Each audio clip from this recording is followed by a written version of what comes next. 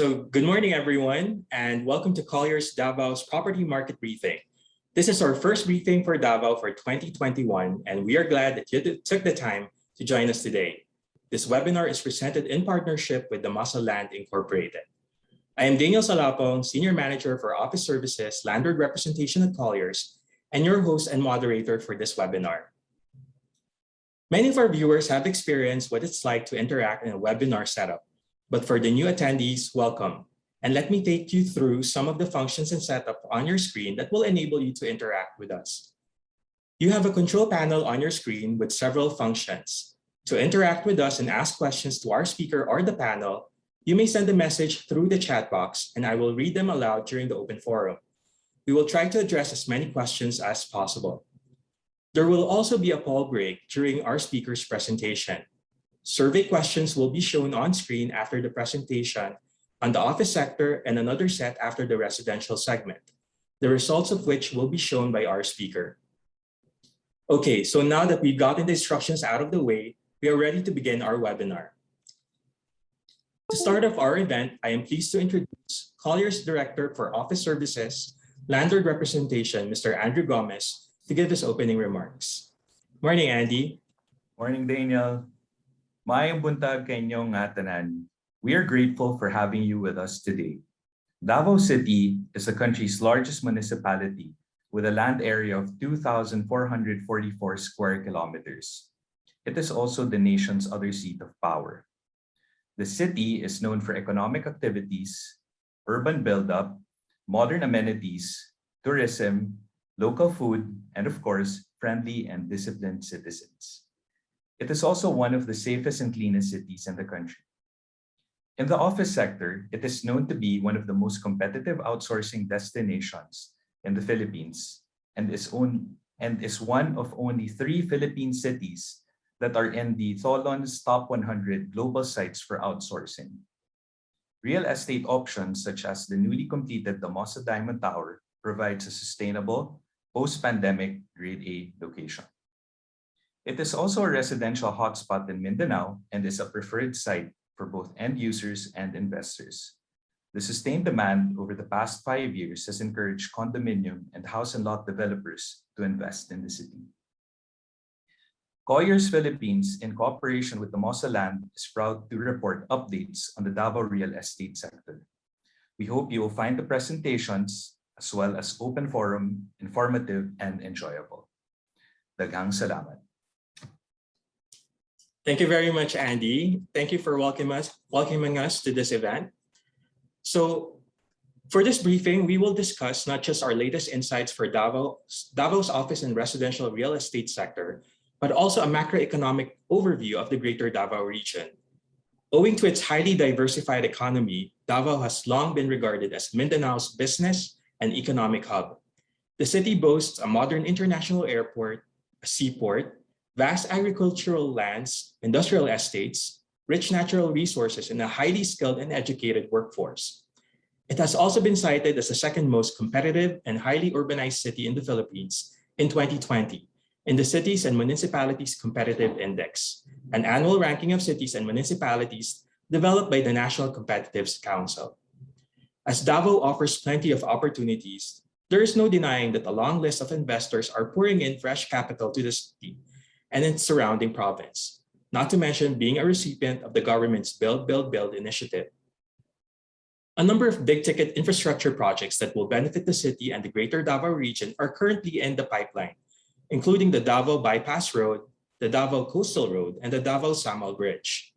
Of course, the COVID pandemic happened, which upended economic gains achieved before 2020, not just in Davao, but in the whole country as well. But 17 months into the pandemic, and as the government ramps up vaccination against COVID-19 to help the country move forward, how is Davao doing? Have there been signs of recovery? Are business and consumer sentiments improving?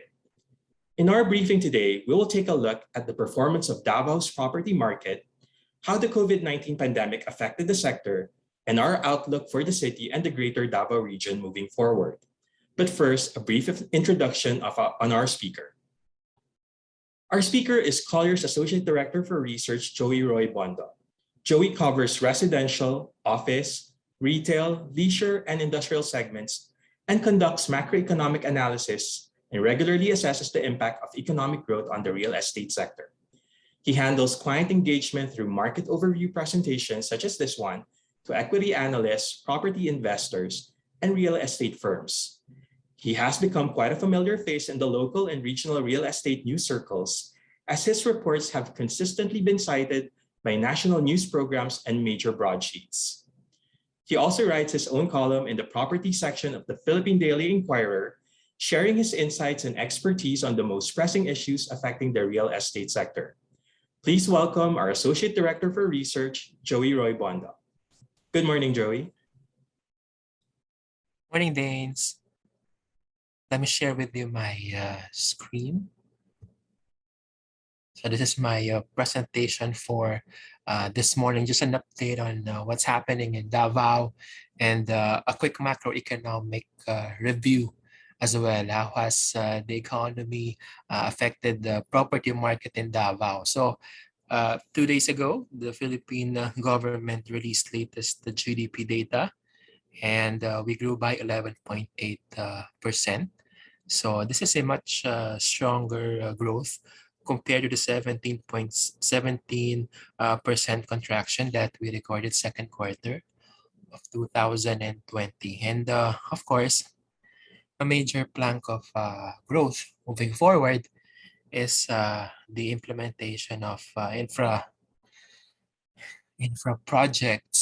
So for example, we have Davao City bypass phase 1. Its completion is by 2022. Davao Coastal Road completion is 2023. Davao Samal Bridge projected completion is 2025, and Davao International Airport expansion, one of the major projects in Davao, by 2028. Now, what do we see in the office market? Some companies, whether traditional or outsourcing companies, taking a wait and see. And even traditional companies have also taken a wait and see. But at least for the first half of 2021, we saw major deals from an outsourcing company. But similar with other markets across the Philippines, we believe that the COVID-19 vaccination will inject a much needed boost to the office leasing market in Davao. So this is the supply pipeline that we're looking at for 2021. So that's about 55,600 square meters of new office space. And this is the new building completed, Damosa Diamond Tower, and with the leasable space of 21,600 square meters under the Lanang submarket. So the vacancy in Davao is currently at about 16.2%, and this is the average that we are seeing right now. And in terms of provincial transactions, Davao continues to record decent transactions.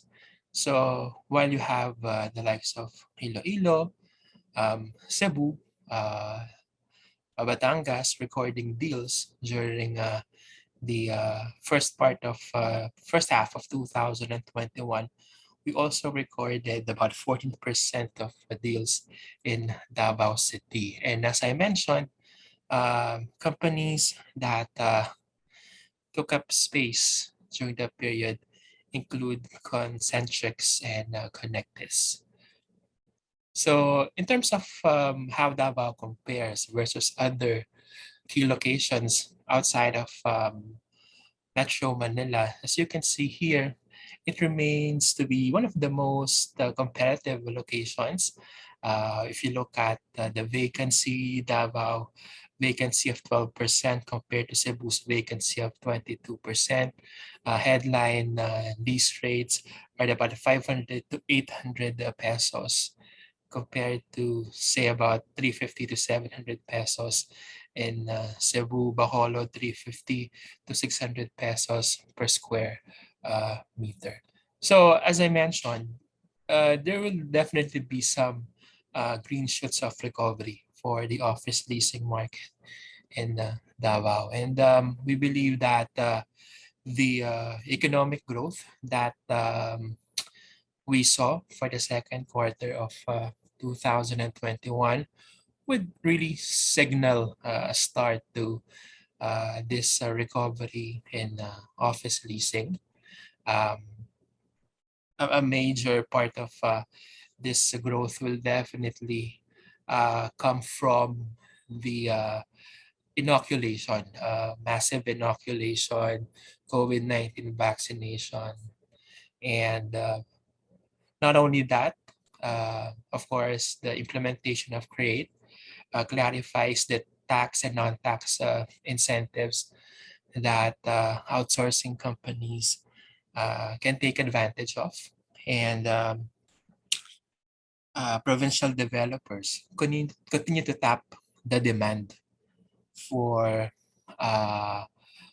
provincial sites. So we believe that this will continue to provide an opportunity for Davao-based developers to continue building.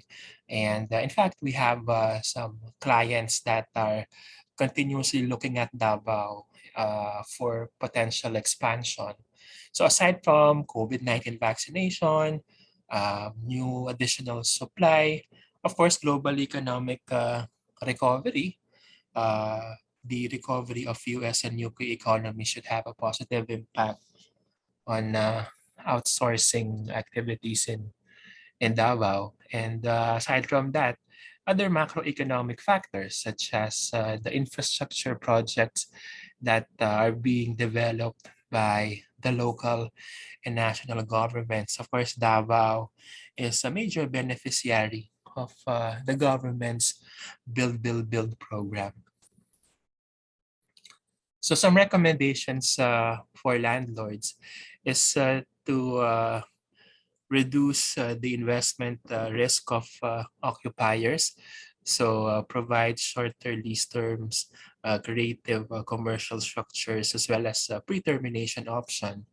Highlight available PEZA, proclaimed spaces, highlight the wellness features, the availability of wellness certification, LEED, green, verde, certified office buildings is a very important feature, not just for Metro Manila developers, but also for provincial suppliers. And focus on building amenities and incorporate post-COVID workplace best practices. Of course, property management, health and safety protocols are really, very important at this point. And these are major considerations among companies that are taking up office space, especially for a lot of outsourcing companies. These are global firms, and they want their staff to be safe, especially once they ask their employees to report back to traditional offices. So for tenants, consider fully fitted flexible workspaces, lock-in space, and integrated communities. And even pre-pandemic, we are already seeing this trend. Take advantage of opportunity to negotiate favorable lease terms. Of course, this is something that tenants can do right now, given that they have a greater elbow room to haggle for lease rates. Do office renovations now to prepare for on-site reporting once things normalize. And there are reports that PPO employees, once all their workers are inoculated, they will be reported. They will be required to report back to office. So employers should renovate now to prepare for on-site reporting. And the lock-in deals in wellness certified buildings. Again, a very important feature, especially during this pandemic. And even post 2021, this will be a major consideration for a lot of companies that will take up office space. So let me now proceed to the residential market. This is one property segment that has been affected by the COVID-19 pandemic. And bulk of new supply still coming from Davao City, of course, especially your vertical or condominium projects. But same with what we see in the office market, bulk of or much of the recovery will hinge on the success of the vaccine rollout. And so far, what we have been seeing is that there has been a stable demand and supply of residential projects, which indicates post-pandemic growth prospect. So when you compare Davao versus other residential hotspots, so the total condominium stock as of Q1 2021 is 18,540. Still pales in comparison if you compare versus Metro Manila, which is close to 140,000, and Cebu, which is about 50,100. So this is the condominium stock in Davao as of end of second quarter 2021. That's about 19,500 condominium units. And of course, bulk of that still coming from Davao City, with a very marginal 153 coming from Samal Island. So there will be about 4,200 new units to be delivered in 2021. And overall, by end of 2023, there will be about 29,500 condominium stock all over Davao City. So this is the historical launches and take-up. The question is, how has the residential market been affected by the COVID-19 pandemic? As you can see here, there's much less supply. So less than or 500 units taken up in the first half of 2021 versus 1,000 units that were launched during the period. So as you can see, starting 2020, COVID-19 pandemic has really disrupted the demand, even supply of condominium units in Davao City. So it will take 0.5 years for the remaining condominium inventory or stock in Davao to be fully sold out. Now, let's look at some projects that did well. For example, this one from Cebu Landmasters, price per unit is 2.8 million. Pretty strong performance given that it sold 95% of its inventory as of second quarter of 2021. This one by Finma Properties, 3.1 million. Price per unit, well, 3.1 million, and launched June of 2020, 91% sold as of second quarter of 2021. This one by Grand Land, and it's worth 3.5 million per unit, and 86% sold as of second quarter of 2021. Now let me proceed to the horizontal market. So far, you have about 26,200 house and lot stock in Davao as of second quarter of 2021. And by end of 2023, there will be about 30,200 house and lot inventory in Davao. And unfortunately, it was also affected by the COVID-19 pandemic. And but what's positive here is that the take-up or demand has been outpacing launches or supply. So historically, the figures are down. But in 2020, the take-up of 2,500 units was more than the launches of 521 units. And so far, first half of 2021, while the take-up was again down, that's about 1,400 units that were sold in the pre-selling market, and still higher than the 655 units that were launched in the first half of 2021. So it will take about 0.6 years for the remaining house and lot inventory to be fully sold. And just a few examples of projects that are doing well. This is by 8990 Housing Development Corp. Price per unit is 1.7 million, almost 80% sold as of second quarter of 2021, which is doing pretty well given that it was only launched January of 2021. This one by Levick Real Estate Development Corporation. Price per unit is 2.1 million. And again, a project that is doing very well, launched only in October of 2020, but 100% sold as of second quarter of 2021. And then Green Tech Development Corporation. So price per unit, that's about 4.5 million, 90% sold as of second quarter of 2021. And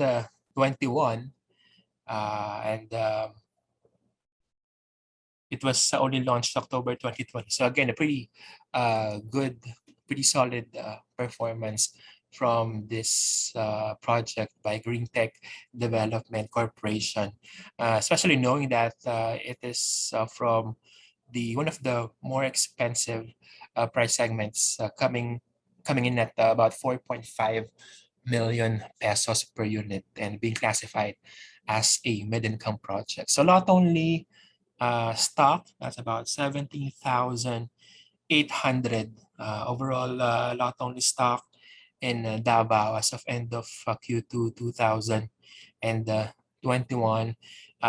There won't be a significant addition, so there will only be about 17,900 lot only stock in Davao by end of 2023. So as you can see, much of the demand or supply rather still coming from your house and lot, as well as a lot only projects, partly explained by the fact that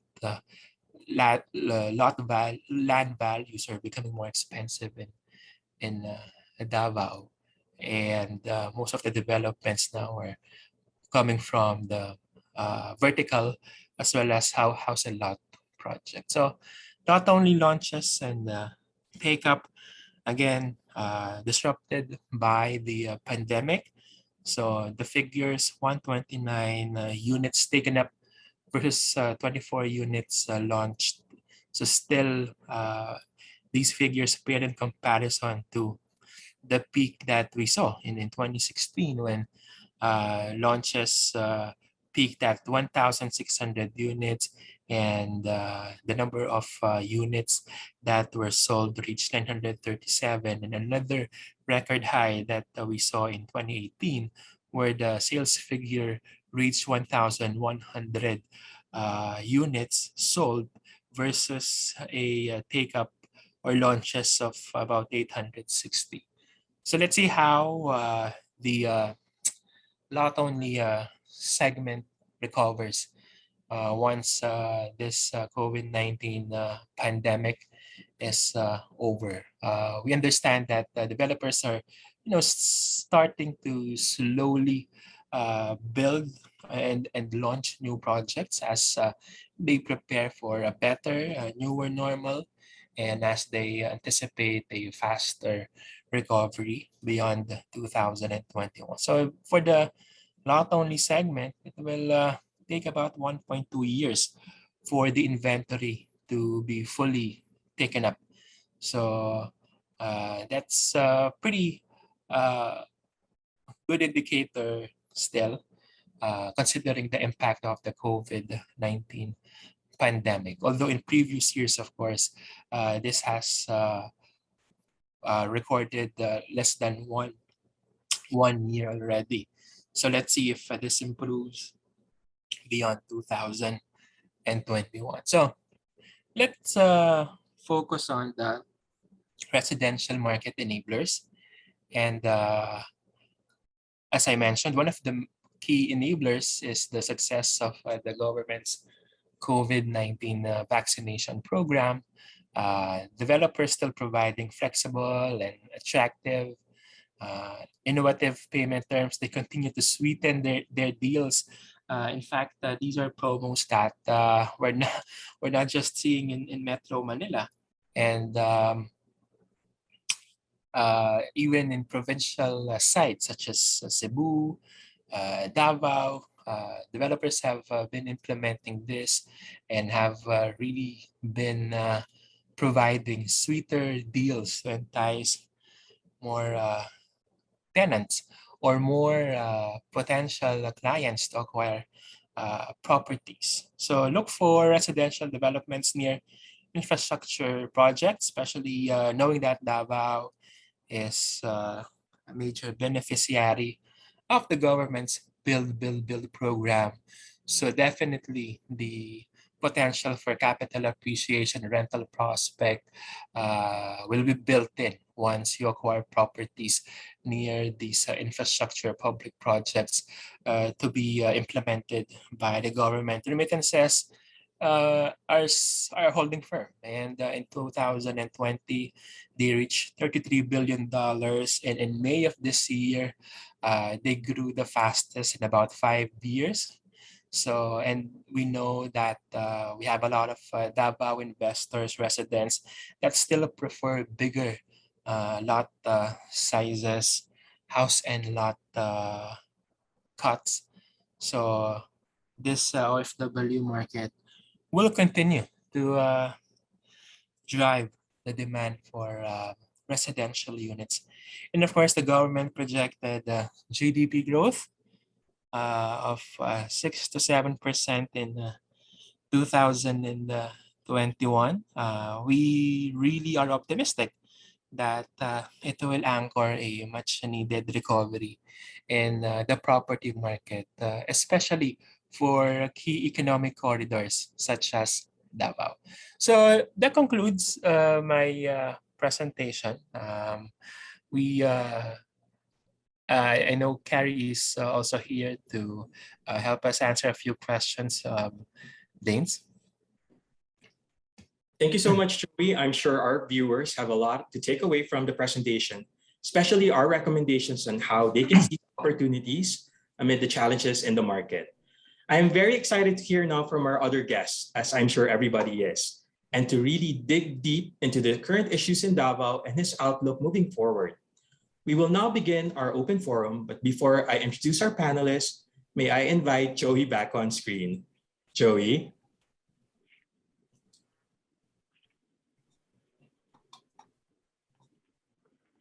Thanks, Joey. I gave you a few seconds for your water break.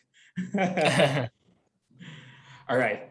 So our panelist is Cary Lagdameo, president of the Real Estate and Construction Group of the Antlo Group of Companies. He is primarily responsible for the overall strategic direction for Damosa Land, Antlo Industrial Estate Corporation, Antlo Construction Corporation, and the Davao Boat and Leisure Club. Under Cary's leadership, Damosa Land has launched several milestone projects in Davao, such as its first agro-industrial estate, its first condominium project, the first flexible workspace solution in Davao, a high-rise office tower called Damosa Diamond Tower, and other mixed-use projects, which includes Agria, the first master planned agri-tourism development in the Davao region. Cary has been a recipient of several prestigious awards, including being a finalist for both the Ernst & Young Entrepreneur of the Year and the Injapsia Entrepreneur of the Year Awards in 2017. Under his leadership, Damosa Land achieved annual revenue growth of over 500% from 2013 to 2019. Please welcome President of Damosa Land, Cary Lagdameo. Good morning, Cary. Hi, good morning. And welcome. It's a pleasure to have you with us. Hi, good morning. Pleasure to be here, and welcome to all your viewers as well. Thank you so much. So to get the ball rolling, I think we have a first question. Our first question is for Joey. Are provincial locations such as Davao seeing improved real estate activities? Definitely. I think back in 2020, especially first half of 2020, we really saw significant disruption, say for Cebu, Davao, but even for office transactions, we're starting to see some glimmers of hope, no? Especially for office leasing. Same with the slide that I showed earlier. You have outsourcing companies that continue to take up office space. In fact, not just for Davao and Cebu. We were pleasantly surprised to see, say, Iloilo or other key areas such as Pampanga, Laguna that are cornering a pretty good level of transactions. So I think that bodes well for these provincial locations moving forward. Thank you so much, Joey. Our next question is for Cary. So Cary, your company is in a unique situation where you have different real estate portfolios from office to commercial to residential to leisure. From your company's actual experience, which sector is picking up momentum? Well, you're right. We're involved in many different kinds of real estate verticals now across the Davao region, and so at least it gives us a good overview of really what's going on. I would say, well, first and foremost, our residential sector continues to be resilient. I mean, even during the pandemic, sales were they were pretty consistent. Over the last few months, it started to pick up a little bit more. But I think one thing that was really important is that we saw that our project outside of Davao City, which is in Davao del Norte, it's a house and lot project. That was starting to gain momentum. So we're starting to see demand not just in Davao City, but in Davao del Norte as well. And one thing that we noticed was that the buyers today, if they're buying during the pandemic, these are really good quality buyers. There's going to be less backouts, and there's a good chance that they're going to be end buyers. So we really like that fact. For the office space, it's very similar to Joey's report. For our existing tenants, they've been resilient. We've had very little move outs during the pandemic. A little bit challenged probably for new tenants, and then that's really just because of travel restrictions. No, I don't think we'll see that much more major tenants until they can actually come to the city. But what's important for us is that the inquiries are there. The inquiries are very robust, actually. Once we have lockdowns, like right now, the ECQ at Manila, obviously nobody wants to travel. But hopefully that will change, moving forward. But one alternative that we did as a company was that we bulked up our flexible workspace. We're partnered with IWG. We have two IWG centers in the city. So it became an alternative for office tenants that were looking for space. So if they didn't want to commit yet to a permanent space, we gave them that option of having flexible workspace. I think one of the bright spots that we really had in our portfolio was our industrial park. We had a number of new tenants that came in during the pandemic. Other locators also started their operations, and the others also just continued on with their operations during the pandemic. And one that was really interesting for us was our cold storage project, which we completed about 2 months ago. And today we're at 75% occupancy already. So, I'm sure you guys know this, the industrial space has been very robust, and logistics, cold storage, all of those things, and we're really seeing it. Probably the most challenged is still hospitality. I mean, we also have some city hotels, and to date, occupancy remains very low.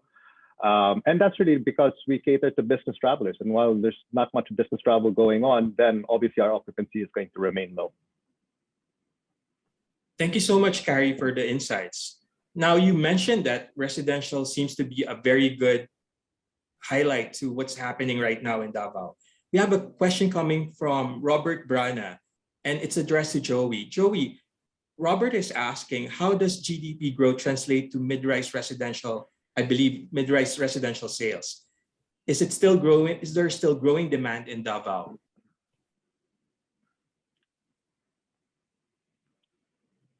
If you look at the structure of our economy, 10% of it is coming from OFW remittances, right? And OFW remittances, as I mentioned, continue to account for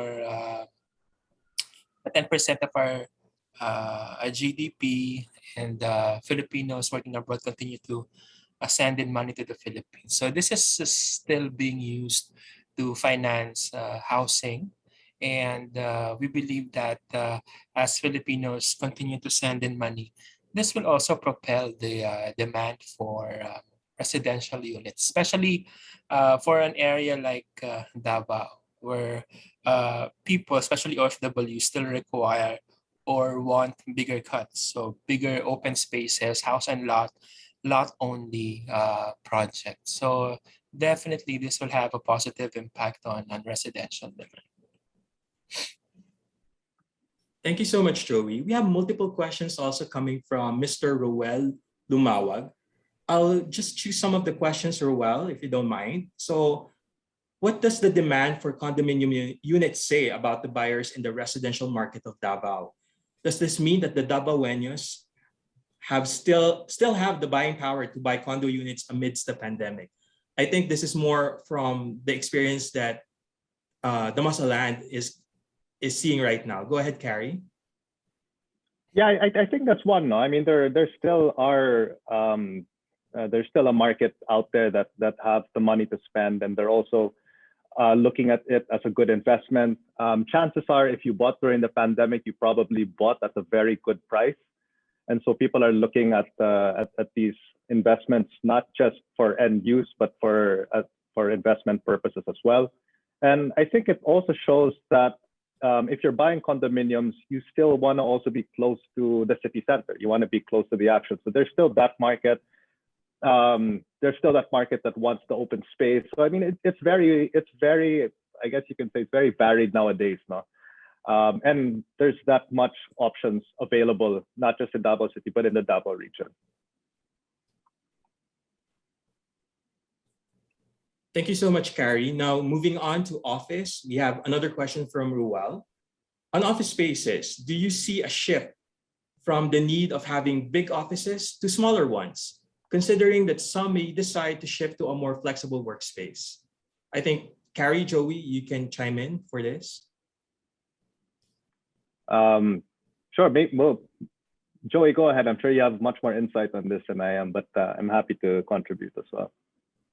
No, I think the flexible workspace is really a thriving sector at this point. And, even the tenants here in Metro Manila are slowly incorporating flexible workspace requirements into their real estate strategies. And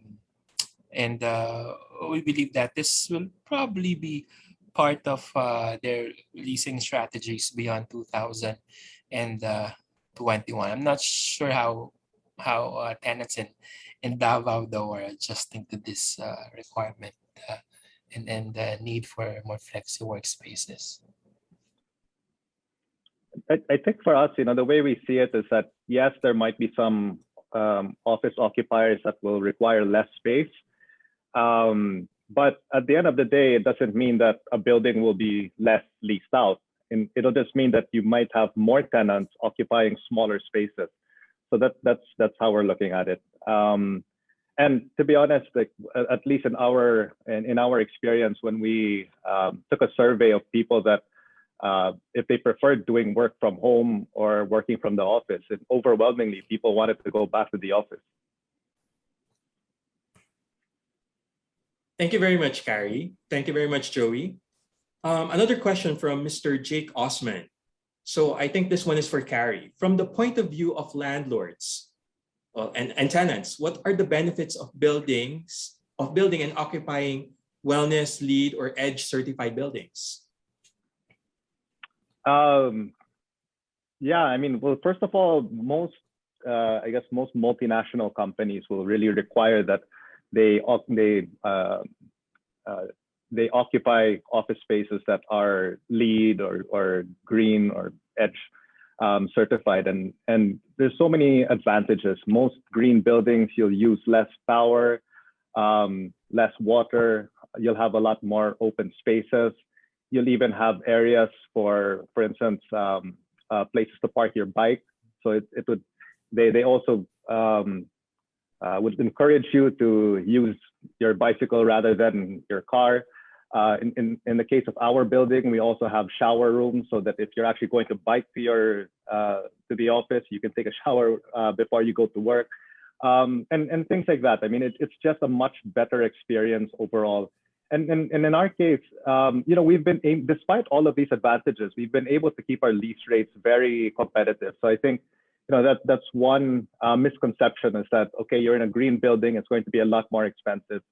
But that has changed a lot over the last few years. And in our case, our rates are competitive despite being a green building.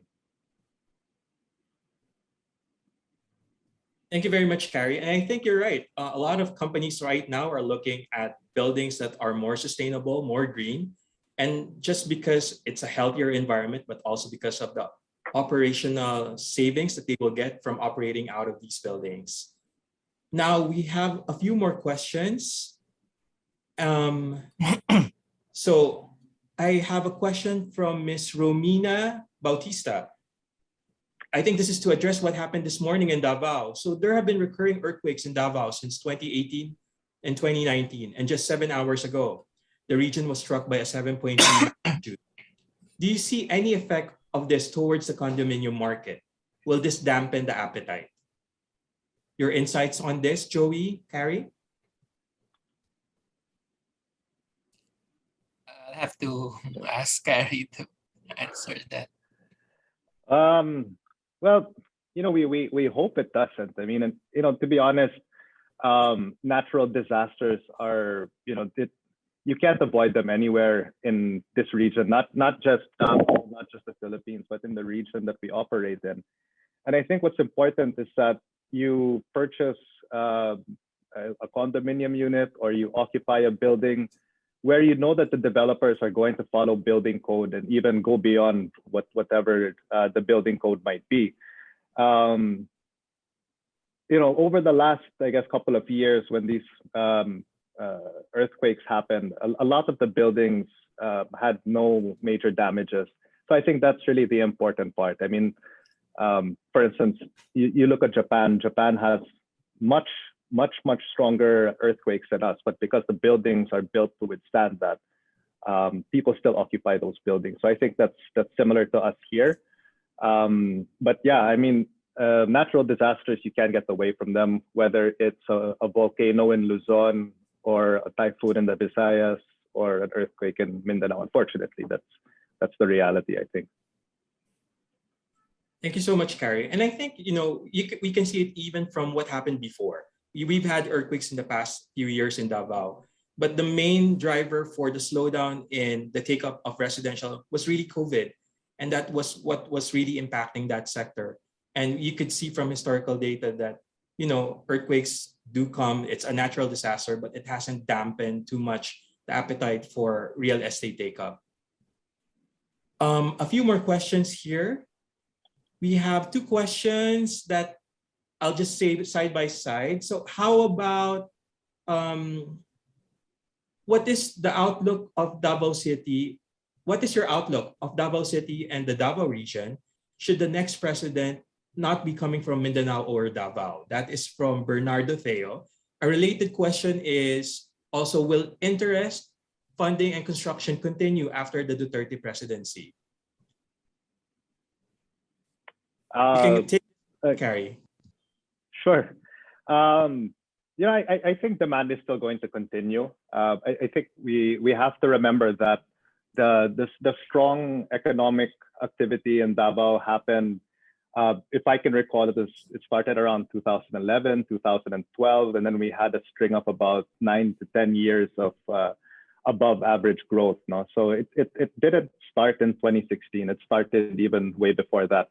And especially since we're talking about real estate, we saw all the big Manila-based developers coming into the region way back, 2009, 2010, and they were coming in a major way.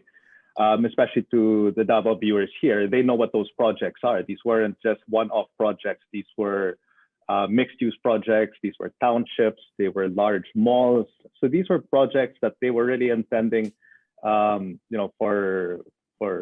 for long-term use. Now. And even today, you see the projects that are ongoing. They still continue to be large mixed-use projects. They continue to be townships.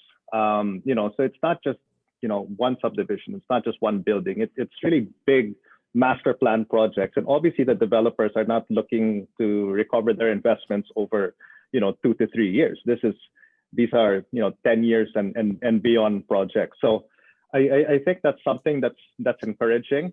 One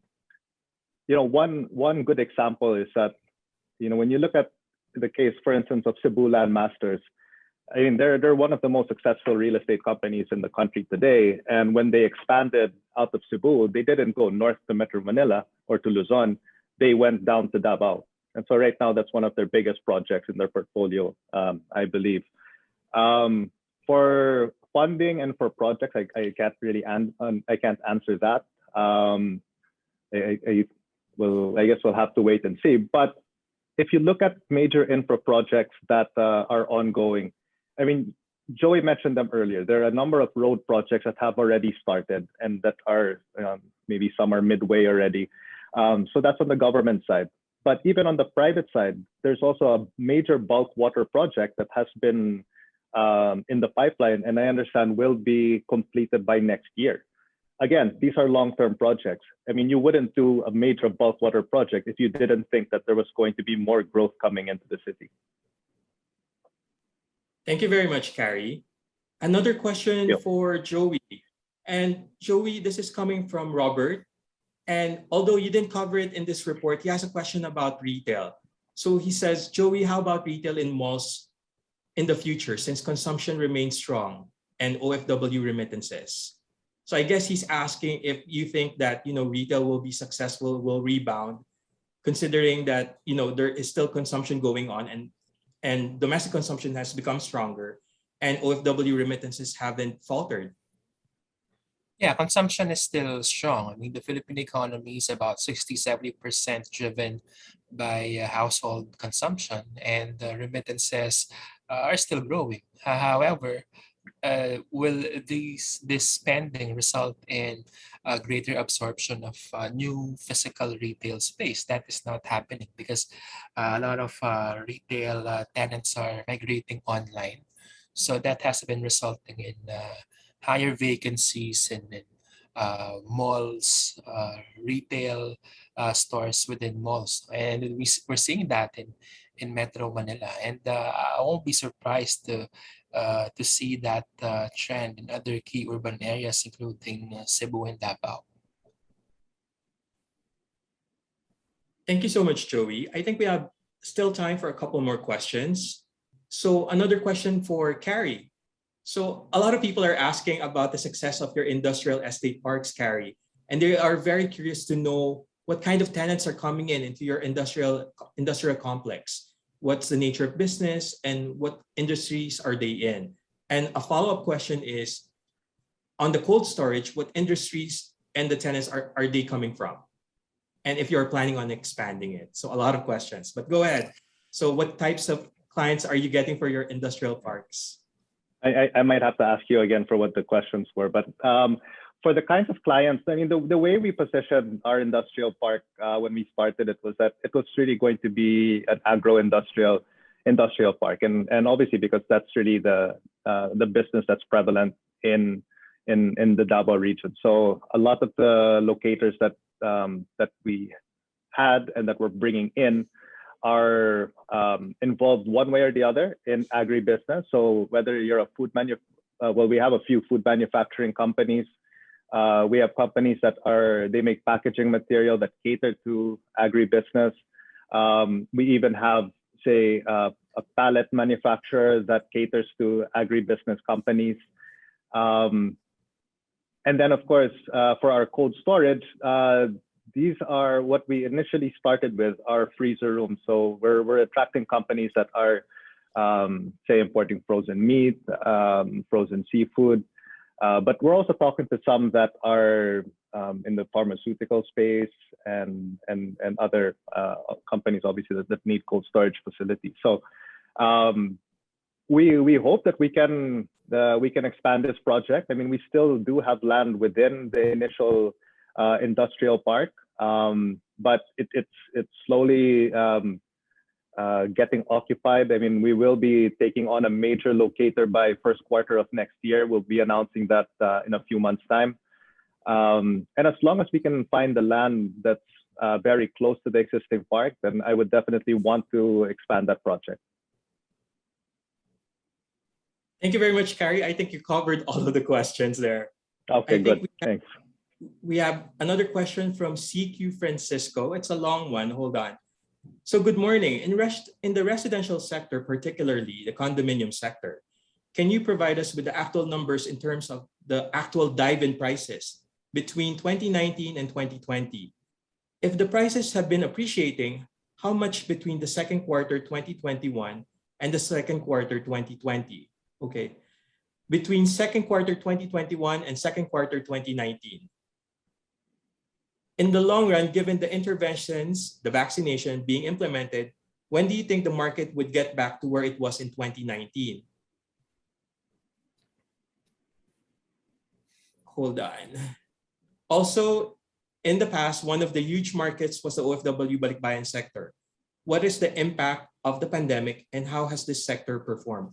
So multiple questions in that mouthful of questions. So I think they're asking now, did you see a dive in terms of the pricing for housing condominiums between 2019 and 2020? If you're talking about Davao, we did not see a correction in prices. What we have been projecting is that there will be a slower increase of prices, especially of condominiums and even house and lot units, because Davao is still primarily end user demand driven. So especially demand that is coming from OFWs. And I already explained this earlier. The demand from OFWs remains strong and really holds the demand firm all over Davao City. That's why we did not see a significant drop or correction in prices. Unlike in Metro Manila, we saw correction in the secondary market. Thank you, Joey. I think that covers all the questions that were asked earlier. We have one final question. I think both of you can take this on. So aside from BPOs, are you seeing more leasing activities coming from the non-BPO sector? How can we attract investments of these companies into Davao? I guess I can take a stab at that. I mean, from our experience, the inquiries are really still mostly from BPOs. I mean, although we've been getting inquiries from traditional office locators, but the requirements are a lot less, and I think that's very common now. But some of these are high quality names, and we hope that these will materialize. I think, like I said, it's just a matter of time. Once people can start coming back to the city to visit, then I think we'll all be able to close more office leasing deals in the future. And to attract more of these tenants, I think we have to continue doing more of what we're doing now, which is providing good facilities, good quality real estate developments. And for, I think on the LGU side, is to continue to make ease of doing business, continue to keep the city very safe. Those are the very basic things that new investors to the city are really looking for. So it's really a little bit. It's really more of what we're currently doing now. Thank you so much, Cary. And I think those are all the questions so far that we've received. So we'd like to thank you, our panelists, Joey and Cary, for sharing your insights with our viewers and taking us through the landscape of Davao's real estate sector as we head towards another year. So thank you very much, Joey, and thank you very much, Cary. Thank you, Daniel. Thanks for having me this morning. Thank you. We'd also like to once again thank our events partner, Damosa Land Incorporated. And to officially close our program, let's hear some final remarks from Colliers Managing Director, Mr. Richard Raimundo. Richard, good morning. Hi, good morning. Thank you for joining us this morning in our Davao Property Market Briefing. I hope you got valuable insights that will help you in your property investment decisions in Davao. While there are challenges, it remains clear that Davao offers incredible opportunities, and Colliers is proud to have a partnership with Damosa Land for Damosa Diamond Towers. So for your office requirements in Davao, please reach out to us in the Colliers team, and we would like to help you accelerate your success. Stay safe and healthy, and I look forward to talking to everyone soon when the pandemic is over. So again, thank you. Thank you so much, Richard. And thank you everyone who joined our webinar today. You're welcome to reach out to our team if you have further questions or would like to receive more information. If you'd like to stay updated on our latest news and insights on the Philippine real estate sector, please follow us on LinkedIn, Facebook, Twitter, and Instagram. Copies of our reports can also be accessed and downloaded on colliers.com. If you'd like to find your best option in the office market, you may explore our listings by going to officelease.colliers.com. That's officelease.colliers.com. If you'd like to hear more from Joey, he has a weekly column in the Philippine Daily Inquirer called Colliers Review. It comes out every Saturday in the newspaper's property section. So make sure you grab a copy of Inquirer or stay tuned online at inquirer.net. Once again, on behalf of Colliers, thank you for being with us today. Stay safe, stay healthy, and we look forward to seeing you again in our next briefing. Goodbye, everyone, and we wish you all a fantastic second half of the year as things gradually continue to get better. Have a great day, everyone. Bye-bye.